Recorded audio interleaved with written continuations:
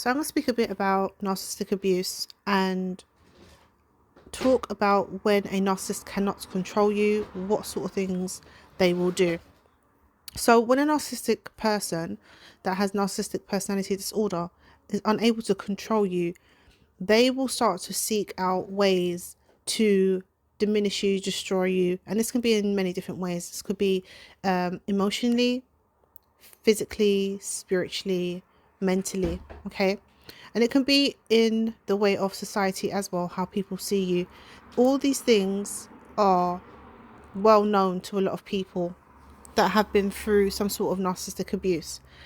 The thing that we have to understand when it comes to the narcissist, which I always want to go forward and speak on, is that we have to understand the narcissistic person has a very low understanding of empathy. They have been mishandled, should I say, in some way in their childhood. Maybe they had a lack of care in some area, or they were unable to fully gain what it means to, be loved or something like that. Okay, this does stem from childhood, and I do want to put that out there just for us to understand that there are reasons why people have narcissistic personality disorder. The narcissist has a tendency to go through these states of psychological envy where it comes to another person, especially when they cannot control you, because they see you as very strong and they want to make you feel inferior to them due to a distorted perception of reality that they hold on themselves. Okay. And again, as I said, this stems from childhood, because something happened in their childhood that they were unable to actually emotionally or mentally, spiritually work through. Then they have had to go into adulthood and work through going into adulthood. They had to learn how to create this distorted perception of their self and sit in places of feeling very superior. Okay. So when they cannot control you, they will become even angrier. What do they do when they become even angrier? One of the biggest things that a lot of people go through is social isolation. So social isolation can look like turning people against you on social media, in your community, at work, or even in a relationship. If this is a family member, a sibling, or a partner, they will want to isolate you from other people so that they have control and dominance over you, what you do, how you look, whatever the situation is, to dampen your light, your energy, okay? They will also send flying monkeys around. So what this is that they start to create stories about you. If somebody doesn't know you, they will create stories about you, or they'll try to dig dirt upon you, information upon you, to create lies, situation scenarios about you so that you look bad to these people. And then these people will be like, oh my God, I can't believe that he or she's like this. Yeah, we don't like them. We're on your side. They can use manipulation tactics like guilt tripping. Okay, so they'll be like, yeah, this person done this to me, they're horrible.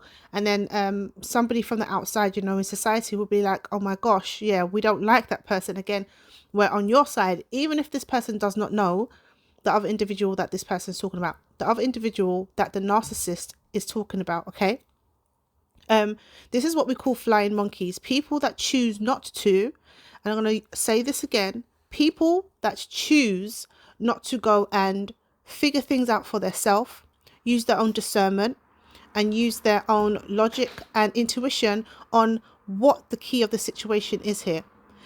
Because if somebody is consistently speaking about somebody in a derogatory manner, they're speaking down on someone, that they're talking about the person consistently in a horrible way, as I said, then there should be some red flags that pop up. There should be red flags that pop up. I can understand if somebody's been in a situation where they are in a relationship with somebody and they may see the person changing faces every day. That could possibly work, although I will come to that in a second. But if it's somebody in society, you know, someone on social media, someone in the community, and someone does not know this person at all, they've just taken a shine to them for the simple fact that they see the person might dress well or look after themselves, or they seem that they're very liked in the community, then they will try to target that person because it's given them a false sense of self. It's making them see their self for who they truly are, because the person that they're pretending to be is everything that the person that the narcissist is pretending to be is everything that that other person really actually is, day to day, day in, day out, inside the house, outside the house, in every situation. And the narcissist does not like this. Now, if we're going to go into where we're speaking about relationships, and this is very important because it can be very difficult where we're speaking about the situation in a relationship with being in a relationship with a narcissist while they're using guilt trips. They can use guilt trips to manipulate children, family members, you know, siblings, friends. It could be friends of the narcissist's partner that they will manipulate, and they use guilt trips. So for instance, they may say, oh yeah, I wanted to come to this thing, but I was unable because he or she made me stay at home and wait for, I don't know, a package. But realistically, they are using that as a tactic to make other people feel sorry for them because they didn't actually want to be there. They said to their partner, I don't need to come around your stupid friends and things like that. So they always do this sort of stuff so that they look good in a situation, to manipulate other people, to make them, to make the other person, friend, family member, whoever it may be, think that this person is very genuine and caring and loving, which they're not like that. A narcissist wears one mask in front of everybody, and behind closed doors, the narcissist takes their mask off and is abusive, verbally, emotionally, spiritually, physically. Okay, they do this. They do this on purpose because they feel that when they're at home, they can be their true selves in front of their family, their siblings, their partner, their children. Okay. And that they should be accepted for their poor behavior. It's really like having a 2-year-old having tantrums consistently in the house. It's like having a 2-year-old. You're trying to tell the 2-year-old, all right, no, you can't have that because, you know, the food's not ready yet. You can't have it right now. And then a 2-year-old will have a tantrum because they feel as though they can have what they want when they want to. Now, of course, a 2-year-old is totally different than having an adult trying to tell an adult to stop. It's easier to tell a 2-year-old to stop than some adults sometimes. Also, when a narcissist sees that they cannot control you or they're losing some sort of control over you, then they will become even more assertive in their dominance over you or the situation. Okay, what this can look like is sending people to try and threaten you. They will threaten you themselves if they can, if they're in close proximity to you, you know, so that they can keep you in their web of lies. And that's what I'm going to say, because it's all a facade. None of it's real. They don't really care about you. They just care about having access to you and your energy so that they can control and dominate you. Okay. So the narcissist will then try to threaten you in some sort of way, or send other people to threaten you. This could be from family members that they have, friends that they have, other people at your workplace. It could be like this. Try to say, you know, go around, start speaking about, oh no, we've broken up now, and yeah, they said this about you behind your back, to then get somebody else to dislike you so that that person can start coming to you to threaten you in some sort of way, you know, threaten your job. Oh, you're not able to work here anymore, or even get you kicked out of work, you know, making you feel as though you don't want to work there anymore. This is what a narcissist does, and they're very good at doing this sort of stuff in manipulative ways. They're very good at trying to force you out of a place so that they are not seen for who they truly are. They want to force you out so that you are not a threat to them anymore, because you are ultimately a threat to the narcissist, because you are holding up a mirror to them of all the things that they are unwilling to work towards to become. And I don't mean becoming like you, just doing some sort of internal work to see who they truly are. If you are in an energy of being your authentic self, they will not like you, and they'll see you as a target. They also will, or they could start to create some sort of fake profiles to social media, cyberbully you. Cyberbullying is a big thing right now, and this has become, unfortunately, very normal in society due to the rise of people wanting to create content, people wanting to show their skills and their gifts and talents on social media, which gives people access to see people that are working from an authentic state, to then target them out of psychological envy, and to target them from a place of internal dysregulation, because this is what they feel like. They feel dysregulated inside of their self. They are unable to regulate their emotions and their thoughts clearly. So if they see you doing something, it seems like you have some sort of focus or flow, which the narcissist does not have. This sort of energy within inside of them. They're very dysregulated inside their self. Narcissists also love to use gaslighting. Gaslighting is something when they will make someone feel as though their perception is not real. And they do this a lot to people, where they try to break down an individual's self-assurance, intuition, and they try to break down the person's sense of self. They do not want the person to live the life that they're living. They want them to live a distorted life, because this is what the narcissist sees in their life every single day. And they are basically trying to mimic your life. And they don't want you to notice that they are trying to mimic your life. So they want to break down your life and your sense of self so that you feel like them. It's basically like they're trying to swap places with you. A narcissist gets up every single day and they choose to put a mask on to pretend to be something that they're not. And sometimes the narcissist targets people, as I said, to pretend to be a person, which I'll get into in a little bit.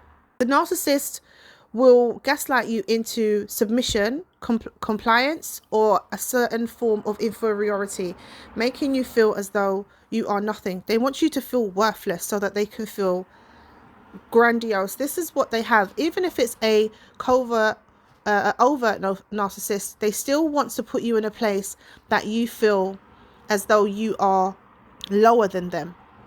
But they just go around doing it in a different way, as I explained on my last video about the overt and covert narcissism traits. So go and check that out if you need to see if you know anybody that is actually working from this behavior, or these behavioral traits, should I say. Okay. The narcissist will also start to try to dig up your past. So if they can, they'll find information on your past as much as they can to see where they can find dips or faults in your history. Now, just explaining this, no one is perfect. Everybody has made mistakes when they've grown up, but we cannot continue to judge some people by their mistakes. And the reason why I say some people, because some people do wear masks to then try and cover up that they've changed. Change is when you actively, for a long periods of time, do not participate in some things that you may have participated in your, let's say, your teen years. Because I know that a lot of us as adults have done things throughout our teenagehood, which is natural, it's normal, we're discovering ourselves. But I truly believe that when we get to certain ages, then we start to really buckle down, if we can, to learn to do the work on ourselves and move past, I would say, some things, such as maybe smoking so much to the point where you can't get up or anything like that. I don't know, just a little example. But they'll start to dig up your past to see if they can find any dirt on you if you've done certain things, and then they'll go out and they'll spread this to other people and in the community, just so that they have some sort of clench on you. They want to get their hooks into you in any way that they can, once they start to see that you are someone that's not going to put up with their disrespectful behavior. You are not going to allow yourself to be manipulated by these people, these individuals, and that you have some sort of boundaries.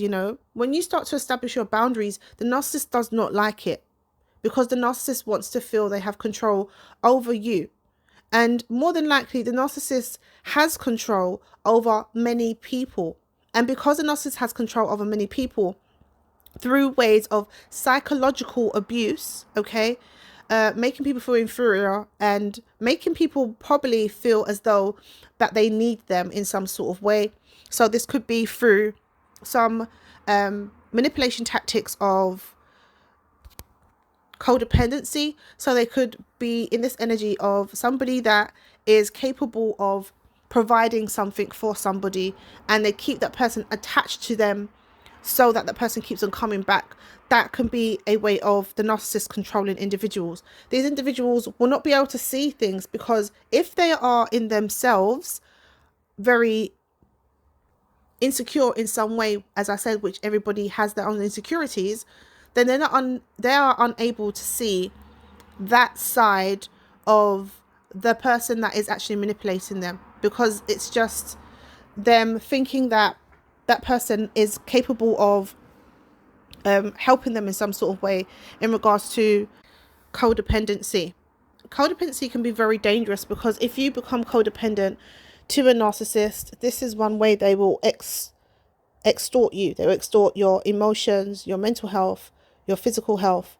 They will extort your finances if they can. Okay, I just wanted to come and speak a bit about this because I feel it's very important, and just shed some light on what I have been able to study for myself over the years of understanding how a narcissist works. I hope that this helps somebody out there, because once you start to become aware of the telltale signs of a narcissist, the behavioral traits, and the controlling, manipulative tactics that they pull, then you will be able to save yourself a lot of grief, a lot of harm, and a lot of pain. Okay. And I also do want to say, we have to understand again that the narcissist is a person that is just trying to find a part of the self that has been lost for a long time, but they must take the time to want to change and actively seek help and do the work. No one else is going to be able to change their reality, no matter how much they try to control another person or obtain things in the world that makes them seem that they are in certain positions. This is not going to help them to become a happier person. Over time, narcissists tend to show their true colors as they age, because as we get older, the less we care about what people think about us. So you're just going to sit in your truth the more you get older.